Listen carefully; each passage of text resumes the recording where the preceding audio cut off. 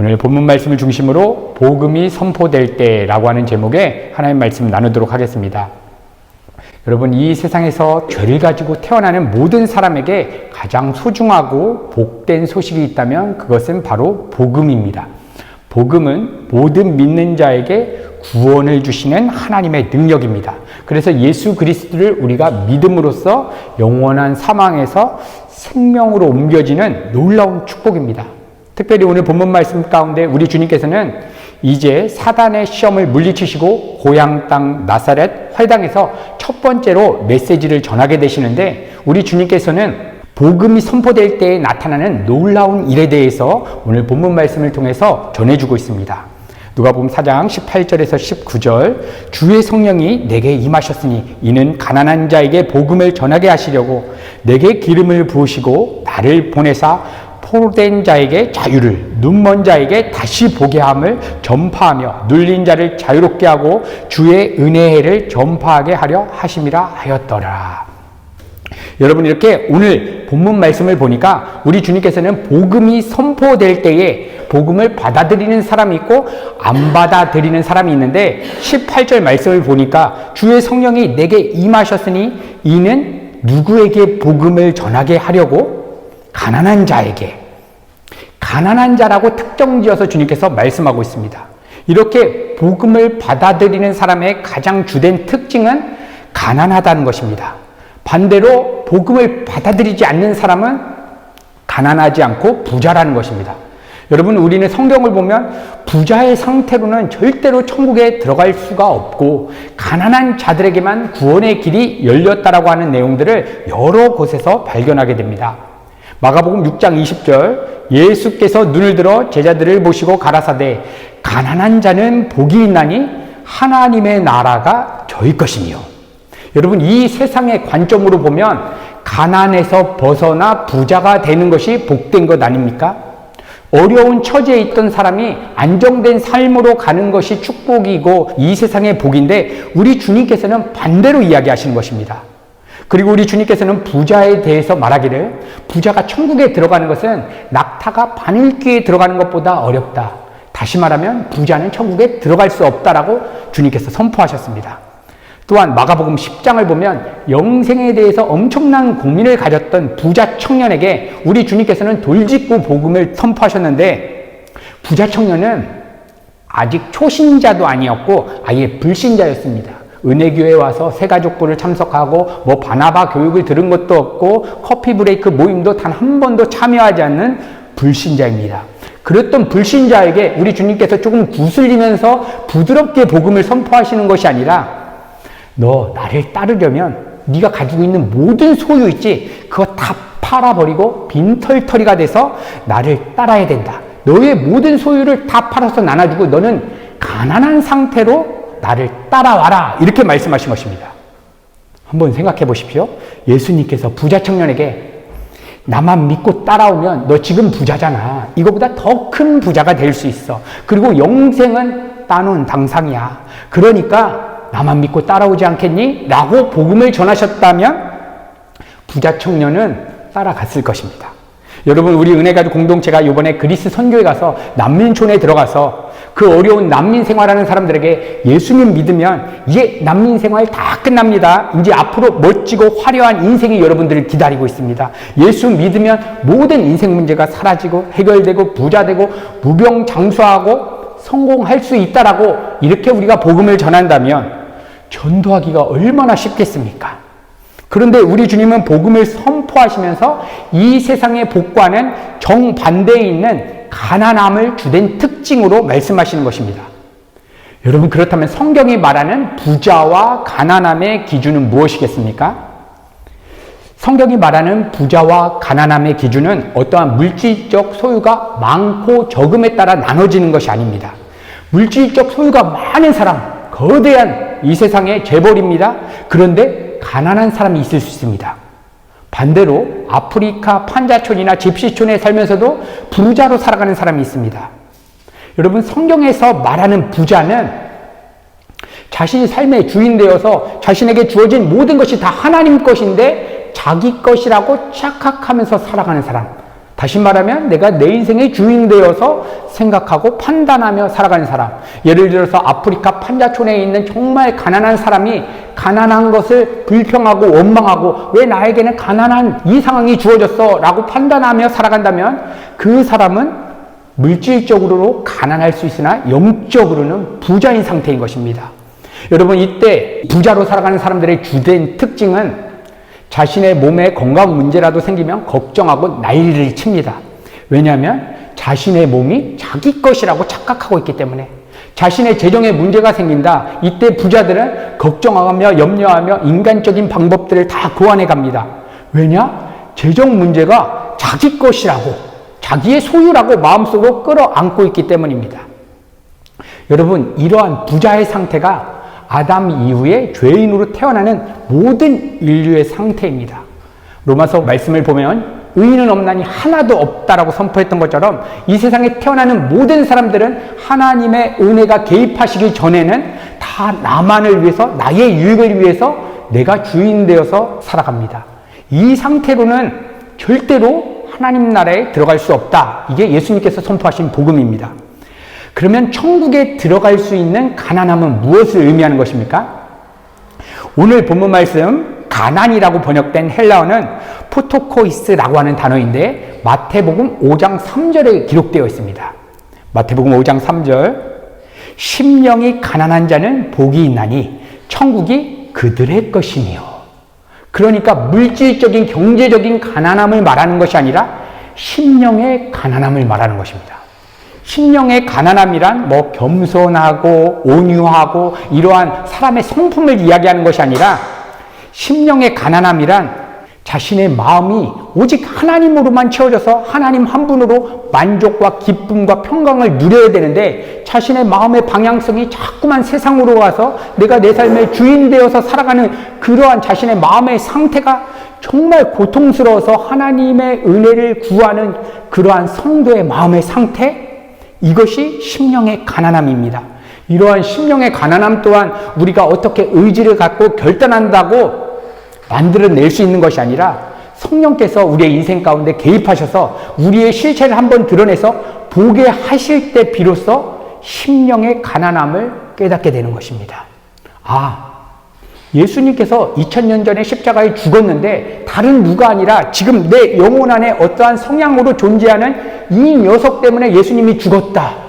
예수님을 죽게 한 그 장본인인 그 죄가 내 안에 있다. 그래서 할 수만 있다면 이것을 뽑아내고 싶은데 내 힘으로는 도저히 뽑아낼 수 없어서 예수 그리스도의 십자가 은혜만을 의지하는 그 절박한 마음, 이것이 심령의 가난함입니다. 여러분들의 인생 가운데 이러한 심령의 가난함, 정말 자신 안에 있는 그 죄 때문에 울부짖었던 그러한 경험이 있었는지 오늘 예배를 통해서 한번 돌아보시고 그러한 기회가 없었다면 하나님, 내 마음이 심령이 가난한 자가 되어서 하나님 나라를 보기를 원한다고 고백되어지는 그러한 예배 되기를 소망합니다.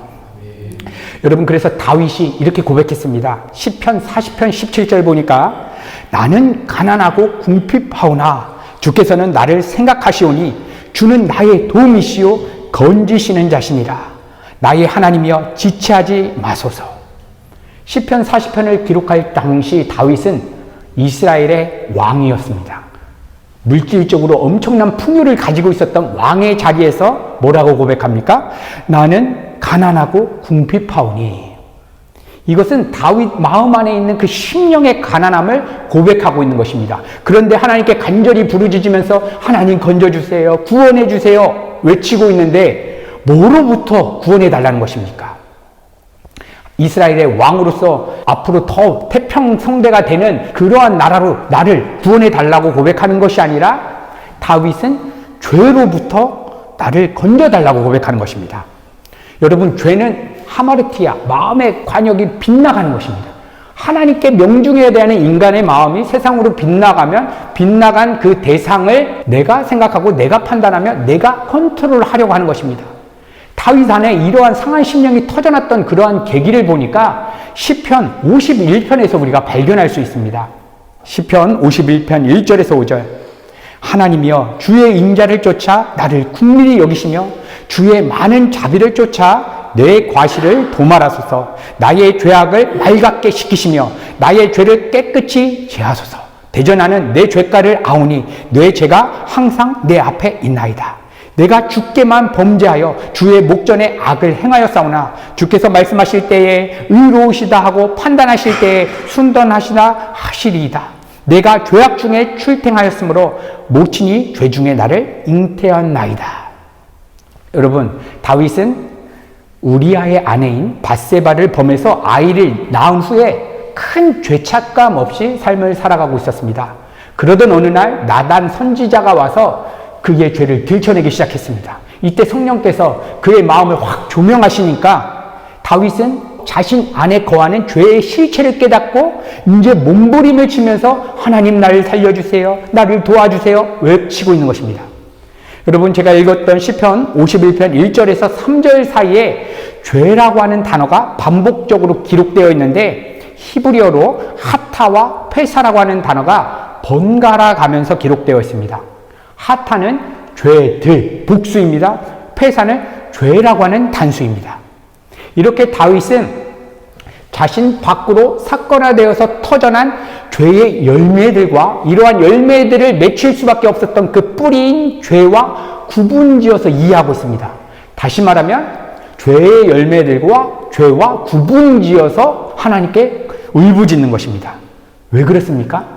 분명 다윗은 밧세바를 범한 간음죄, 우리아를 죽게 한 살인죄, 이것에 대해서도 아파하고 통회하고 있지만 이것보다 더 다윗이 무서워하고 두려워하고 몸부림치고 있었던 것은 이러한 죄의 열매를 맺게 한 죄의 본성이 자신 안에 날 때부터 이러한 죄의 성향이 있다는 것을 깨닫고 울부짖는 것입니다. 그래서 하나님, 내가 이 사건화되어지는 몇 가지 일들, 간음하고 살인하고 사기치고 이런 거는 꾹 참고 예수님 안 믿는 사람들도 해낼 수 있지만 마음 안에 있는 죄의 뿌리, 내가 내 인생의 주인 되어서 생각하고 판단하는 이러한 것은 하나님 내 힘으로 어찌할 수 없사오니 하나님 나를 도와주시옵소서 여기서 건져달라고 울부짖는 것입니다. 이것이 바로 상한 심령입니다. 여러분, 그러면 구원받은 이후에 이러한 상한 심령이 우리에게 필요하겠습니까? 구원받기 전에는 예수님 내가 죄인입니다, 내가 상한 심령으로 주님의 은혜를 구합니다 했습니다. 구원받은 이후에도 우리의 삶 가운데 이런 죄에 대한 통회하는 상한 심령이 필요하겠습니까? 아니면 필요하지 않겠습니까? 구원파 이단 사상에 물든 사람들은 이미 예수님께서 우리의 모든 죄를 다 갚아주셨으니 구원받은 이후에는 이제 죄값을 다 탕감했기 때문에 너희들이 죄에 대해서 통회하는 마음, 상한 심령을 갖고 회개라도 한다면 예수님을 모욕하는 것이다, 예수님을 다시금 십자가에 못 박는 것이다, 이렇게 이야기하는 것입니다. 그래서 우리는 이제 죄의 문제는 2000년대 십자가 사건은 완전히 끝났으니까 이제 자유하자, 안식을 누리며 살아가자, 이렇게 선포합니다. 여러분, 그러나 진정한 자유와 안식은 어떤 사람에게만 약속되어 있냐면 하나님을 향해서 상한 심령을 가진 자에게만 주어진 약속인 것입니다. 그래서 이러한 이단 사상에 물든 사람들은 절대로 복음을 받아들일 수가 없는 것입니다. 왜냐? 상한 심령이 없고는 하나님 나라를 볼 수 없기 때문입니다. 여러분, 분명 우리 주님께서는 2000년 전 십자가를 지심으로 우리의 과거, 현재, 미래의 죄값을 다 갚아주셨습니다. 왜 2000년 전에 일어난 그 십자가 사건이 과거, 현재, 미래를 다 갚아주느냐? 예수 그리스도는 인성도 있으시지만 신성이 있으십니다. 그래서 십자가 사건은 영원한 현재적인 개념으로 우리에게 적용됩니다. 그렇기 때문에 이 시간을 다 망라해서 그 한 번의 사건이, 역사적인 십자가 사건이 우리의 과거, 현재, 미래의 모든 죄를 다 덮습니다. 그런데 구원받은 이후에 우리 안에 죄의 뿌리는 다 뽑아내지 않으시고 하나님께서 놔두셨습니다. 왜냐? 하나님의 무한한 지혜 가운데 우리를 양육하시기 위한 도구로서 죄를 쓰시는 것입니다. 우리가 구원받을 때 하나님께서 죄의 본성까지 다 뽑아내면 우리는 로봇처럼 무조건 하나님의 말씀에 순종하고 무조건 하나님만을 사랑할 수밖에 없는 존재로 변하게 됩니다. 그러면 하나님과 인격적인 관계에서 하나님을 사랑할 수 있는, 우리가 정말 하나님의 말씀에 순종할 수 있는 인격적인 관계성이 깨지게 됩니다. 그래서 하나님께서는 구원받은 이후에 여전히 우리 안에 죄를 뽑아내지 않으시고 죄의 본성이 있는 상태에도 너희들이 성령 하나님의 은혜를 의지해서 한번 싸워서 나만을 사랑할 수 있는 기회를 가져보아라 하는 이러한 기회를 주신 게 구원받은 성도의 인생인 것입니다. 이것은 인간의 머리로 다 이해할 수 없는 놀라운 하나님의 사랑과 지혜.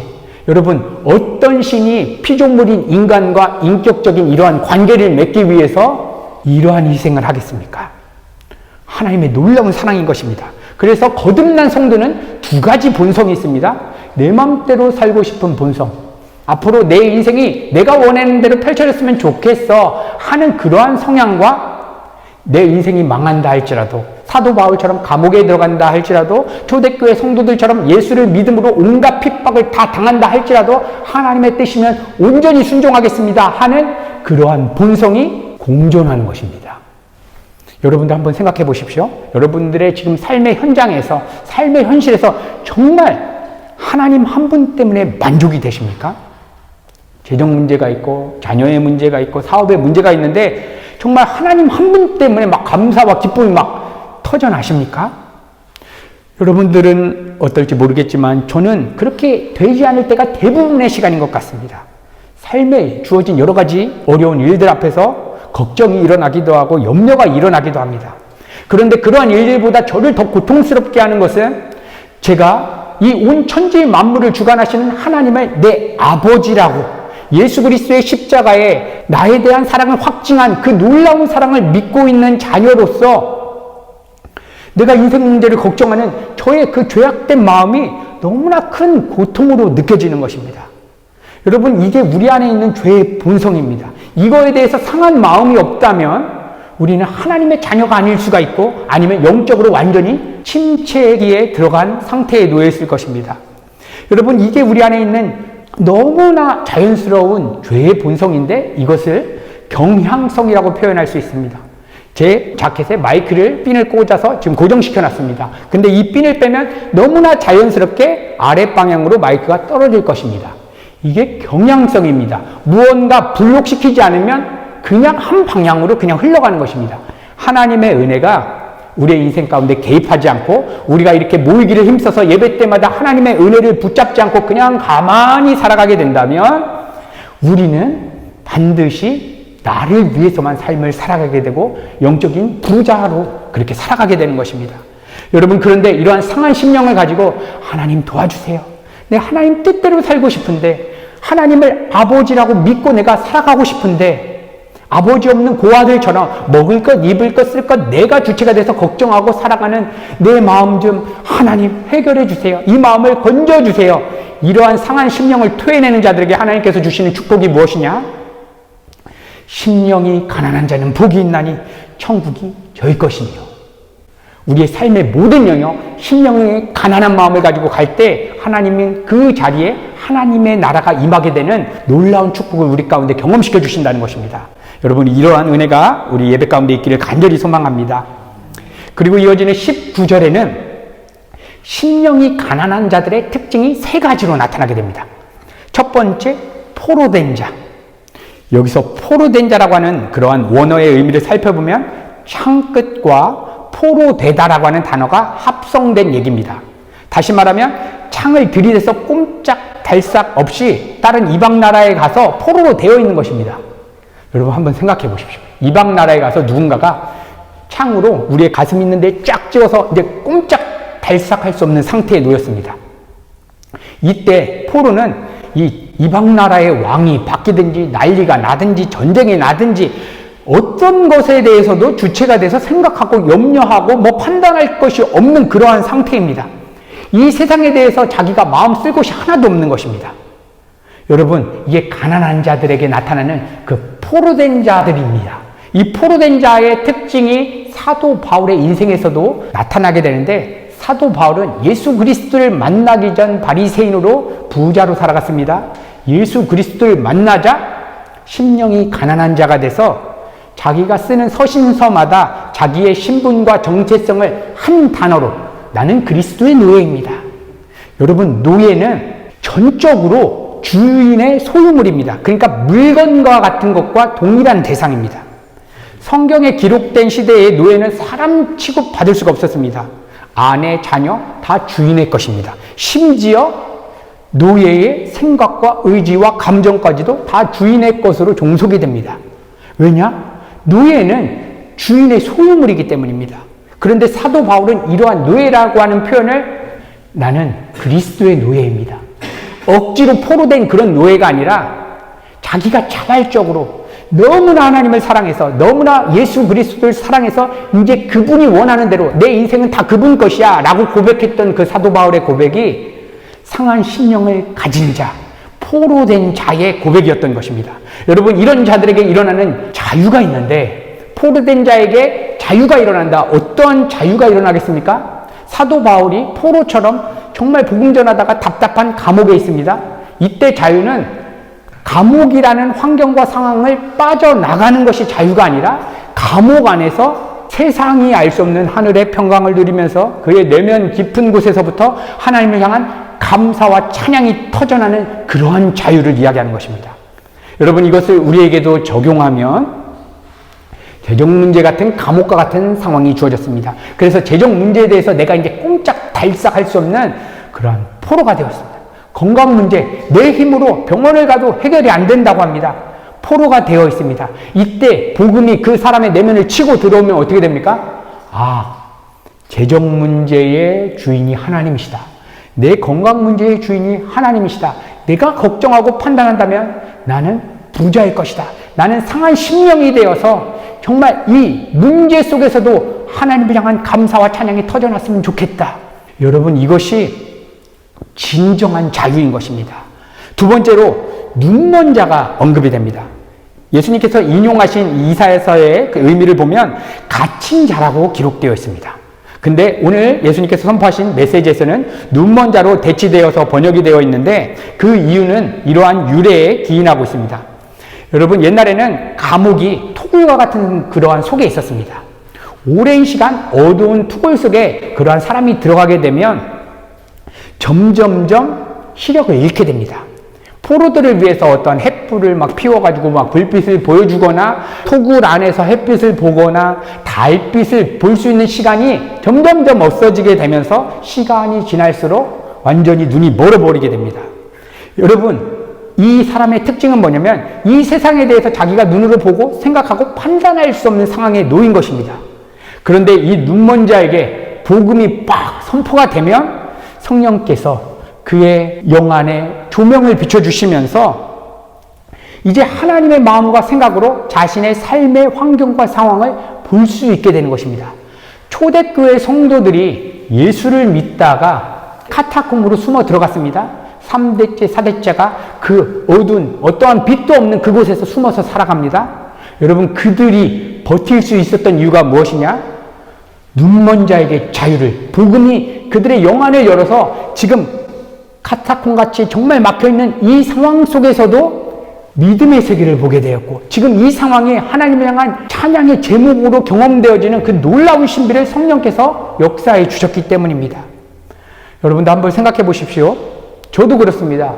여태까지 말씀 묵상하기 위해서 매일매일 말씀을 읽고 특정한 말씀들, 목사님의 설교들로 좋은 메시지들 많이 들었습니다. 근데 마음에 동의도 되고 그 말씀이 좋은 말씀이다 하고 받았습니다. 그런데 실제 나의 생각과 내 삶을 지배하는 살아있는 말씀으로는 경험되지 않았습니다. 그런데 어느 날 말씀이 푹 튀어오르면서 내 마음과 생각을 완전 뒤집어 엎고 지금 나의 실체를 이 말씀을 통해서 보게 하는 그러한 역사가 여러분들의 인생 가운데 분명히 있었을 것입니다. 저의 삶 가운데도 있었습니다. 여러분, 그때는 누가 역사해 주신 것이냐면 성령께서 조명해 주신 것입니다. 그래서 우리 성도들이 날마다 구해야 되는 것, 하나님, 성령께서 내 삶을, 내 마음을 조명해 주지 않으면 하나님, 나는 눈먼 자처럼 이 세상을 내 눈으로 보며 판단하며 살아갈 수밖에 없습니다. 하나님, 내 삶 가운데 날마다 내 재정 문제 가운데 성령의 조명이 비춰져서 말씀을 통해서 지금 이 현실을 볼 수 있게 도와주세요. 여러분, 이러한 고백이 우리의 삶 가운데 있기를 간절히 소망합니다. 그리고 마지막 특징인 눌린 자가 언급이 됩니다. 눌린 자는 외부의 힘에 의해서 완전히 억압되어 있는 상태, 억눌렸다는 것은 노예처럼 스스로 어떠한 생각이나 감정이나 의지를 펼칠 수도 없습니다. 어떠한 꿈을 갖거나 소망을 갖거나 내 미래에는 이런 사람이 되고 싶다 이런 의지조차 가질 수 없을 정도로 완전히 억눌려져 있습니다. 여러분, 우리 성도가 이래야 된다는 것입니다. 내 인생에 대해서는 하나님이 소원을 가지고 계시고 하나님이 비전을 가지고 계십니다.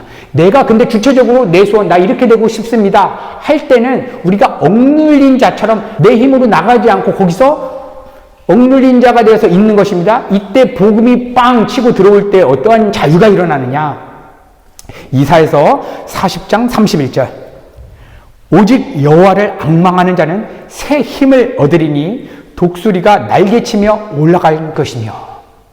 이렇게 눌린 자들, 내 인생에 대해서 이제는 나는 생각 안 합니다. 노후가 어떻게 될지, 경제적으로 어떻게 될지 나는 모르겠습니다. 하나님의 주권과 뜻과 섭리 안에 있습니다 하고 눌린 자인 상태에서 하나님의 은혜만을 구하게 될 때에 하나님께서 이제 우리 성도님들 한 분 한 분에 대한 하나님이 갖고 계신 하나님의 꿈, 하나님의 소원을 부어줘서 우리 안에 어떠한 열정이 일어나게 되면서 믿음으로 정말 답답하지만 지금 하루하루를 성실하게 살아갈 수 있는 그러한 힘을 하나님께서 공급해 주신 것입니다. 이러한 힘을 공급받는 자들의 특징은 무엇이냐? 결과를 바라보지 않습니다. 과정을 중요하다고 생각하는 것입니다. 결과는 하나님의 뜻에 있다. 나는 하나님께서 학생의 신분에 학교를 다니겠다면 내가 할 수 있는 것은 최선을 다해서 공부하는 것이다. 최선을 다해서 공부했는데 꼴찌했다. 하나님 영광 받으시옵소서. 우리 성도들이 해야 되는 것은 과정을 살아가는 것입니다. 오늘이라고 하는 하루, 내일을 보지 마시고 지금 나와 동행하는 하나님과 직장에 있을 때 직장에서 정말 회사 사장보다도 내가 이 직장에서 내가 성실한 직장인이 돼서 하나님이 기뻐하는 뜻을 드러내야지 하면서 살아가는 것입니다. 왜냐? 나는 이 직장 회사 사장에게 묶여있는 종속되어 있는 사람이 아니라 그리스도의 노예로 하나님의 뜻을 이루기 위해서 보냄받은 것이 우리의 직장이기 때문이고 우리의 학교이고 우리의 가정이기 때문입니다. 그래서 요셉이 강간범이 돼서 감옥에 들어갔을 때에도 정말 성실한 죄수처럼 나는 태어날 때부터 죄수가 내 인생의 목표입니다 하는 사람처럼 성실하게 살아갔던 이유가 무엇이냐? 눌린 자에게 자유가 일어나는 그러한 복음의 은혜를 맛봤기 때문입니다. 여러분, 이러한 복음이 선포될 때에 함께 전파되는 것이 있는데 그것이 바로 은혜의 해입니다. 은혜의 해란 구약의 희년을 말하는 것입니다. 매 7년마다 안식년을 7번 지낸 이듬해 즉 매 50년마다 이스라엘은 하나님의 말씀에 따라 희년을 지켜야 했습니다. 희년이 되면 땅이 원래의 주인에게 돌아가게 됩니다. 채무자들의 모든 빚이 다 탕감을 받게 됩니다. 가난 때문에 노예 생활했던 사람이 종살이에서 풀려나게 되고 자유하게 됩니다. 이 희년의 가장 주된 특징은 무엇이냐? 모든 사람과 사물이 본래 제자리로 되돌아가게 된다는 것입니다. 본래 제자리로 돌아가는 자유, 이것이 희년이 의미하는 것입니다. 여러분, 그러면 우리 모든 피조물이 제자리로 돌아가야 되는 그 자리는 어디이겠습니까? 하나님 한 분만을 예배하는 예배자리입니다. 그래서 우리 모든 피조물은 하나님을 찬양하고 예배하기 위해서 지음받았기 때문에 우리는 학교를 가건 직장을 가건 사업터를 가건 병원을 가건 어디를 가도 하나님을 향한 예배의 현장으로 우리가 삼아야 한다는 것입니다. 이것이 복음이 선포될 때에 복음이 우리 성도에게 실제화될 때에 일어나는 증거입니다. 단순히 어디 단기 선교 가고 헌신하고 교회 봉사 많이 하는 그러한 종교의 틀 안에 갇혀있는 한두 가지 행위에서 끝나는 것이 아니라 우리의 삶 전체의 은혜해가 선포되면서 우리가 가는 곳곳이 다 하나님을 예배하는 현장이 된다는 것입니다. 재정 문제 앞에서 이 재정 문제라는 것이 하나님을 향한 찬양의 제목으로 바뀌어지게 되는 것, 이것이 복음이 우리 성도에게 주는 놀라운 자유인 것입니다. 사랑하는 성도 여러분, 이미 우리 거듭난 성도에게는 복음이 선포되었고 은혜의 해가 완전히 열렸습니다. 그런데 우리는 여전히 죄의 본성을 가지고 있기 때문에 상한 심령에 대해서 하나님의 은혜를 우리가 붙잡지 않으면 은혜의 해, 우리의 삶의 현장에서 하나님을 향한 예배가 막 터져난다? 이거는 어떤 관념이나 논리에서 끝나게 되는 것입니다. 그래서 우리가 오늘 이 예배 때에도 간절히 구해야 되는 것은 하나님, 내 삶의 모든 영역 가운데 은혜의 해가 선포되기를 소망합니다. 이미 선포되었지만 나의 것으로 하나님 취할 수 있도록 하나님 힘을 주세요. 그러기 위해서는 하나님보다 이 세상을 더 사랑하는 나의 죄악된 마음을 끊어낼 수 있도록 오늘도 십자가에 내 마음을 포개고 성령 하나님의 도우심을 구합니다. 여러분, 그렇게 우리가 하나님께 간절히 구하기 시작할 때에 하나님께서 우리가 인생 문제에 포로되어 있는 그러한 우리를 자유케 하시고 믿음의 눈이 감겨서 지금 내 삶의 실전에 하나님의 생각과 의지를 볼 수 없었던 우리의 영안에 밝은 조명을 비춰주셔서 믿음의 세계를 보게 하시고 억눌렸던 우리의 마음 가운데 기쁨과 감사가 터져나는 그러한 놀라운 자유를 맛보게 해주시는 것입니다. 누가 오늘 예배 가운데 하나님, 내 마음 가운데 상한 심령을 다시 한번 회복시켜 주시고 다시금 내 삶의 모든 영역이 은혜의 해로 선포되어지기를 소망합니다. 누가 이렇게 오늘 하나님께 고백하시겠습니까?